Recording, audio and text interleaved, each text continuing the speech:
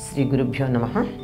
ప్రాణికోటికెల్ల బంధంబు మోక్షంబు చేరుటకును మనసు కారణంబు విషయ సంగియైన వినుబంధకారి నిర్విషయమైన ముక్తి విభవకారి.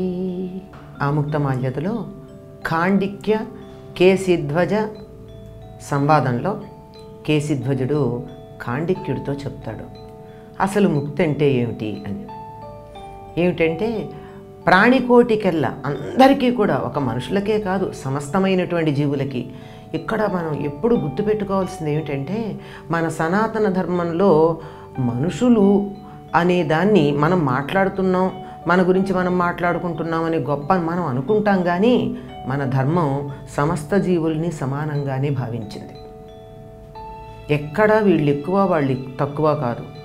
మానవుడు మానవ జన్మ దుర్లభం, అంటే దొరకడం కష్టం, కానీ దాన్ని నిలబెట్టుకోవడం అంతకంటే కష్టం.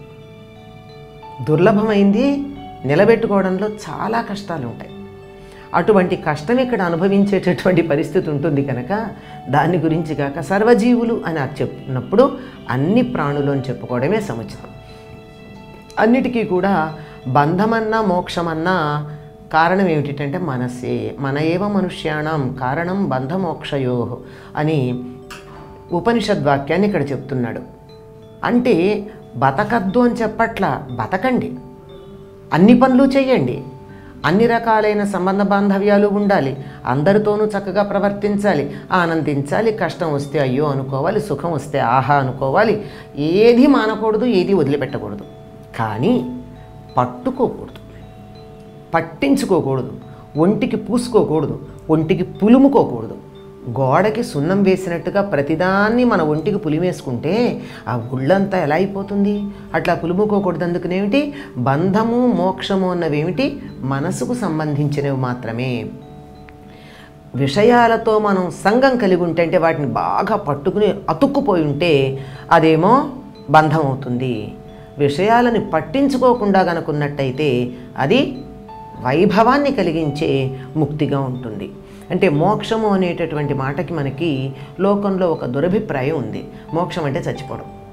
చచ్చిపోయాక వస్తుంది మోక్షం అనుకోవడానికి వీల్లేదు. చచ్చిపోయాక రాను కూడా రాదు. మోక్షస్థితి బతికుండగా ఉన్నప్పుడే సాధించుకోవాలి. ఆ స్థితి సాధించుకున్నటువంటి వాళ్ళు శరీరం వదిలిన తర్వాత ఈ శరీరంతో కూడా బంధం పోవడంతో విముక్తులై ముక్త స్థితిని పొందుతారు. అంతేగాని చచ్చిపోతే ముక్తి అన్నది కానే కాదు. చచ్చిపోయాక కూడా ఈ బతికుండగా వేటితో మనకి సంబంధాలు ఉన్నాయో వాటితో బాగా మనకి లగ్నత, అటాచ్మెంట్ అంటారు, అది ఉంటుంది. దాంతో ఇటు లాక్కు రావడం ఉంటుంది, మళ్ళీ జన్మలెత్తడం ఉంటుంది, ఆ జన్మల్లో మళ్ళీ ఇన్ని కష్టాలు పడడం అన్నది ఉంటుంది. ఇది లేకుండా ఉండాలంటే ఉండాలి, వ్యవహారం నడుస్తూనే ఉండాలి, ఏమీ పట్టించుకోకూడదు. దీనికి ఒక గొప్ప ఉదాహరణ చెప్తూ ఉంటారు. మనం ఇంట్లో ఏదన్నా పని మొదలు పెట్టేటప్పుడు కొబ్బరికాయ కొట్టామనుకోండి, కొబ్బరికాయ కుళ్ళిందో పాడైందో అయ్యో అశుభం అపశకునం అని బాధపడిపోతారు. అదే మనం పనిచేసేటటువంటి కార్యాలయంలో ఏదో కొత్త గది నిర్మాణం చేసాం, కొబ్బరికాయ కొట్టి దాన్ని మనం ప్రారంభించుకుందామని మొదలుపెట్టారు, కొబ్బరికాయ పాడైందనుకోండి, ఎవ్వరూ దాని గురించి పట్టించుకోరు, కొత్త తిండిరా అంటారు. ఎందుకని? ఆ కార్యాలయంలో ఇవాళ నేను ఉంటాను, రేపు ఉండకపోతాను, ఎవరు ఉంటారో తెలియదు, ఎవరు ఉండరో తెలియదు, వ్యవహారం నడుస్తూనే ఉంటుంది, మనుషులు వస్తూ పోతూ ఉంటారు. అందువల్ల దాని గురించి పెద్దగా పట్టించుకోవడం ఉండదు. కొత్త తిండి అని చెప్తారే తప్ప అయ్యో ఇది పాడైంది అని బాధపడిపోయి దిగులు చెంది ఏమైపోతుందో అని మానసికమైనటువంటి వేదనతో కుంగిపోవడం అన్నది ఉండదు. ఎందుకని? నేను నా ఇల్లు నా వాళ్ళు అన్నప్పుడు ఇలా పట్టుకున్నట్టుగా అది కార్యాలయం అంటే, అందులో ప్రభుత్వ కార్యాలయం అంటే ఇంకా అసలు చెప్పక్కర్లేదు, సొంతది కాకపోతే. మనమేం పట్టించుకోం, అదంతేనండి అని కావాలంటే అనగలం.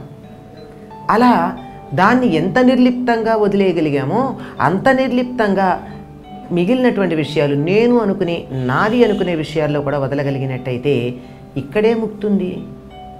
పట్టించుకుంటే ఇదే బంధం అవుతుంది. బంధం మోక్షం అన్నవి ఎక్కడో లేవు. ఎవరో మనని కట్టిపడేయటం లేదు, ఎవరో మనని విప్పి వదిలేయటం లేదు. మనం పట్టుకుని మనమే కట్టుబడుతున్నాం, మనం వదిలించుకుని మనమే ముక్తస్థితిని పొందుతున్నాం. ఈ కట్టడం వదలడం అన్నది చేసేటటువంటి మహాశక్తి ఎవరంటే మనస్సు. దాన్ని జాగ్రత్త పెట్టుకో, ముక్తి ఇక్కడే ఉంటుంది. ముక్తి పొందారు అంటే చచ్చిపోనక్కర్లేదు, అన్నీ వదిలేసి నేను సన్యాసిని అని సన్యాసి వేషం వేసుకోనక్కర్లేదు, నాకు ముక్తి వచ్చేసింది, నాకు ప్రపంచంతో సంబంధం లేదని పెద్ద గొప్పగా ఆర్భాటంగా 10 మందికి చెప్పక్కర్లా. చెప్తున్నారంటేనే పట్టుకున్నారని అర్థం. పట్టించుకోకుండా ఉండగలిగినటువంటి స్థితి. తామరాకు మీద నీటి బొట్టు అని మన వాళ్ళు చెప్తారు. నీటి బొట్టు చెరువులో ఒక భాగమైతే బొట్టుగా విడిగా తన అస్తిత్వం కావాలంటే తామరాకు మీద ఉండాలి. తామరాకు మీద ఉంది కదా అని తామరాకు అతుక్కుపోతుందా? అతుక్కుపోదు, ముత్యంలాగా మెరుస్తూ ఉంటుంది. అదే నీటి బొట్టుని తామరాకు మించి తీసుకొచ్చి ఒక బట్ట మీదో కాగితం మీదో వేస్తే ముత్యంలా మెరవదు. ఆ బట్టకో లేకపోతే ఆ కాగితానికో అతుక్కుపోయి అవి పీల్చేసుకుని దీని అస్తిత్వం లేకుండా పోతుంది. తామరాకు నీటిని పీల్చుకోదు కనుక తామరాకు మీద ఉన్నటువంటి నీటి బొట్టు తన అస్తిత్వాన్ని నిలబెట్టుకుంటూనే మళ్ళీ తామరాకును అంటుకోకుండానే ఉన్నట్టుగా ఉండాలి. అలా ఉండగలిగినటువంటి స్థితికి ప్రధానమైనటువంటి కారణం సూత్రధారి మనస్సు.